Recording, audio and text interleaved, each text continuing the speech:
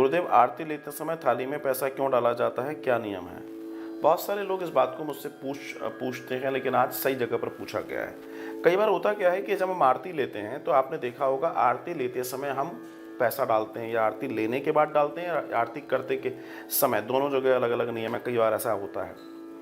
इसके पीछे का बड़ा सीधा रीज़न ये है, हम इस दुनिया से कोई ना कोई कार्य करके, धन की प्राप्ति करके अपने जीवन को चला रहे हैं, राइट।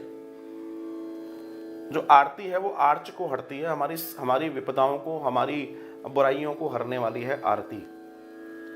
जब हम पूजा पाठ आदि इत्यादि में होते हैं तो आरती भी अपने आप में भगवान का स्वरूप है, क्योंकि वो अग्नि देवता हैं।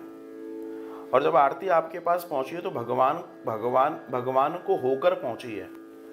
तो हम भगवान को होकर आई उस दीप्तमान दर्शन को आरती जब लेते हैं तो हम उसमें कुछ द्रव्य छोड़ते हैं। वो इसलिए कि ये भगवान की न्यौछावर है, क्योंकि ये भगवान को न्यौछावर होकर आई है ये आरती।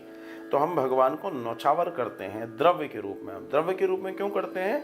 हम किसी रूप में और दूसरे रूप में नहीं कर सकते, हम अपने आप को तो नहीं चढ़ा सकते, लेकिन हमारे पास द्रव्य है भगवान का दिया हुआ, जिससे हम ये सब कर रहे हैं। दूसरा, जो हमारे पास द्रव्य आता है, जो धन आता है, उसमें नेगेटिविटी होती है, क्योंकि वो अन्य अन्य सोर्सों से आता है। इसलिए हम उसको शुद्ध करने के लिए अग्नि के पास छोड़ते हैं, क्योंकि अग्नि सर्वोत्तम है, सबसे शुद्ध है।